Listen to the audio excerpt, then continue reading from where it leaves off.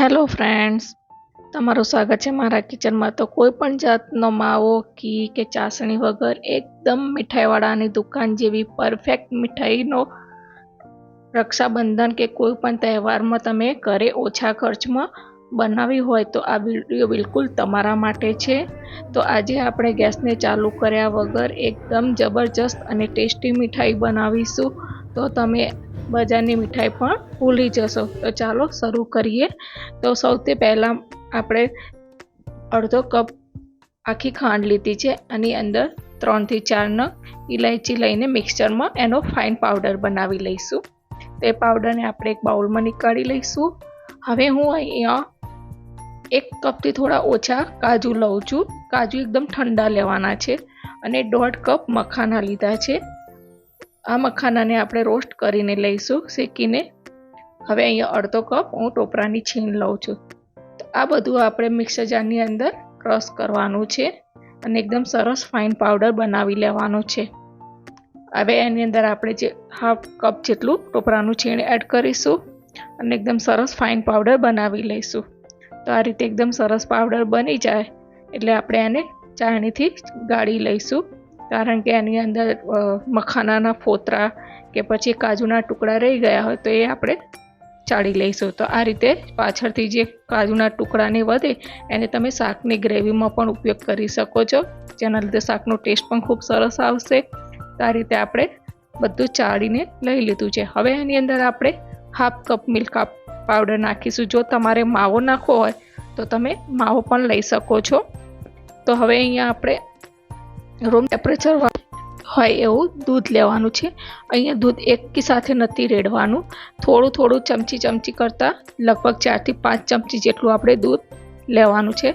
તો થોડું થોડું કરતાં આપણે એનો ડો બાંધવાનો છે।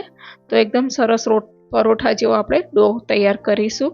તો આ રીતે બધું જ મિશ્રણ ભેગું કરીને આ રીતે સરસ એકદમ આપણે લોટની જેમ એનો બેટર તૈયાર કરીશું। હવે આપણે અહીંયા આ પ્રમાણેની કન્સિસ્ટન્સી અહીંયા રાખવાની છે। હવે એક બટર પેપર લઈશું, એને આપણે તેલ કે ઘીથી ગ્રીસ કરી લેવાનું છે અને જે આપણો ડો છે એને થોડો સ્મૂથ કરી લઈશું। તો અહીંયા હાથમાં તમે થોડું ઘી લગાવીને પણ કરી શકો છો। હવે અહીંયા આપણે એના 2 ભાગ કરીશું। તો 1/4 ભાગ આપણે સાઈડમાં નીકાળી લઈશું અને એની અંદર 2 ચમચી જેટલા પિસ્તાને આપણે ક્રશ કરીને લીધા છે અને થોડો ફૂડ કલર લીધો છે। ફૂડ કલર અહીંયા ઓપ્શનલ છે, જો તમે ઉપવાસમાં ખાતા હોય તો તમે એને સ્કીપ કરી શકો છો।